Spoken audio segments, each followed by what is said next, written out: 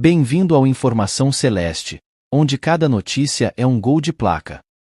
Mas, Thiago, sobre o jogo contra o Fortaleza, jogo de 6 pontos, o técnico Fernando Seabra, como destacamos na manchete, vai manter a mesma base que utilizou contra o Botafogo, apenas uma mudança, o Zé Ivaldo, que cumpriu suspensão, volta para a vaga do Vidjalba. Nas demais posições, por mais que ele vem ganhando muitas opções nos últimos dias, o próprio Wallace, que vive a expectativa de ser titular pela primeira vez, entrou nos últimos 2 jogos contra o Juventude e também contra o Botafogo, mas ainda não está 100% fisicamente para atuar os 90 minutos. A manutenção do Matheus na vaga do Lucas Silva, o Barreal segue no time e não tem por que o técnico Fernando Seabra não ser pensando no duelo contra o Atlético na próxima semana. Isso porque o Cruzeiro tem alguns jogadores pendurados, jogadores importantes, caso do William, do João Marcelo, do Lucas Romero, também do próprio Matheus Pereira. Então, existe uma preocupação para esse time que entra em campo contra o Fortaleza e também já pensando no clássico contra o Atlético.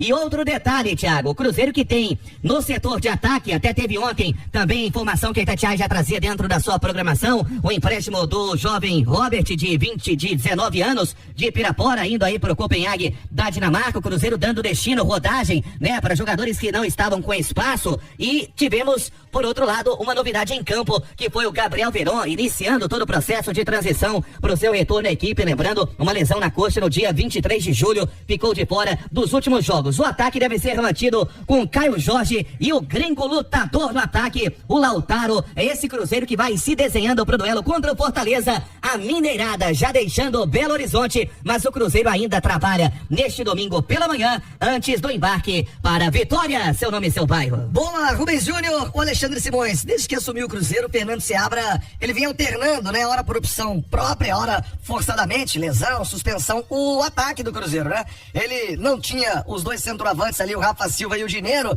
e aí ele passou a jogar com o Arthur Gomes e Veron sem essa função do centroavante. E agora ele vai ganhando opções, né? Com o Dinheiro ficando à disposição. O Rubens Júnior já trouxe as situações do Rafa Silva e do Gabriel Veron, estão aí em reta final de recuperação no departamento médico. Isso permite uma mobilidade maior. Isso é bom ou é hora já de ter um ataque fixo, dar essa sequência ao Lautaro, que vem ganhando o carinho do torcedor? O que você pensa dessa mobilidade de peças no ataque do Cruzeiro, Simões?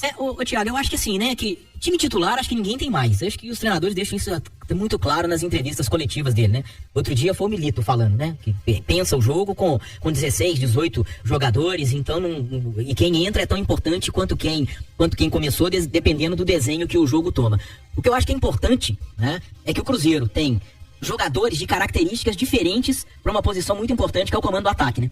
O Caio Jorge tem uma característica totalmente diferente do Dinheiro.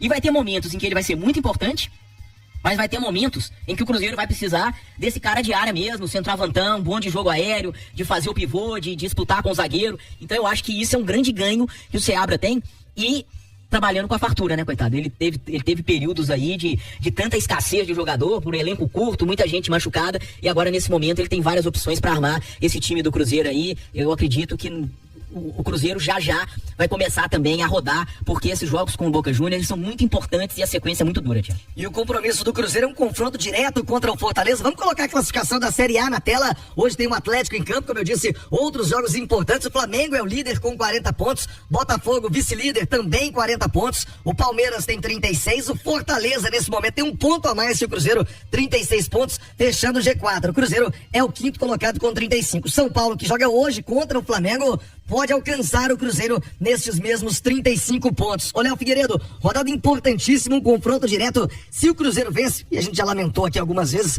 agora nem quero fazer isso mais, o jogo é mesmo lá no Espírito Santo, mas é um jogo não só pela qualidade do Fortaleza, mas pela questão da tabela. Você no YouTube tá vendo a classificação do Campeonato Brasileiro. É uma decisão, hein, Léo? Uma baita decisão pro Cruzeiro. É um jogo que vale G4, né, Thiago? Porque o Cruzeiro tá na 5ª colocação, Fortaleza é o 4º. Eu deposito muita confiança no Fernando Seabra para esse jogo. Por quê?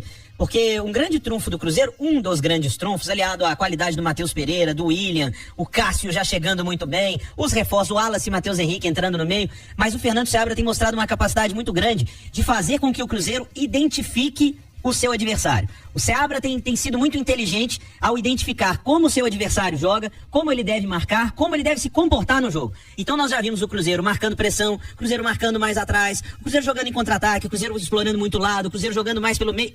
O Cruzeiro consegue se adaptar e vai encarar um time que tem sim um grande trabalho, longevo já do Vojvoda, com um elenco também recheado de bons jogadores. A gente deve ter um jogo muito equilibrado. Mas eu tô botando fé no Cruzeiro, como é a expressão que você mesmo usa, porque, Thiago, daqui pra frente, o patamar subiu, a cobrança subiu e a expectativa também. Então, se é confronto direto por G4 e o Cruzeiro está brigando lá em cima, é pra ganhar. E o Cruzeiro já entra em campo na segunda-feira sabendo do resultado dos seus adversários. O Palmeiras, por exemplo, amanhã enfrenta o Internacional em Porto Alegre. Se o Palmeiras perde pro Inter, o Cruzeiro pode bater no G3 com uma vitória diante do Fortaleza. Pra gente fechar o Cruzeirão, Rubens Júnior. Pois é, Thiago, o Cruzeiro tem o trabalho já encerrado na toca, os jogadores almoçando neste momento, aí finalizam a preparação.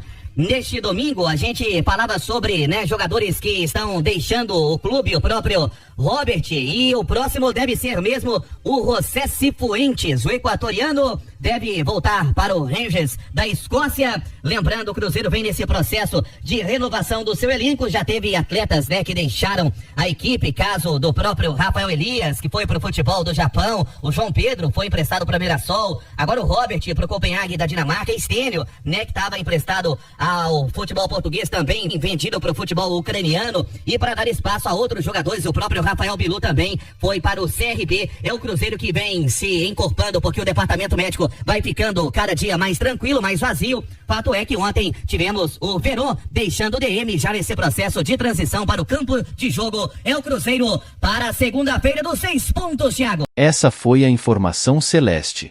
Se inscreve no canal e deixa o like para ficar por dentro de tudo o que acontece com o Cabuloso.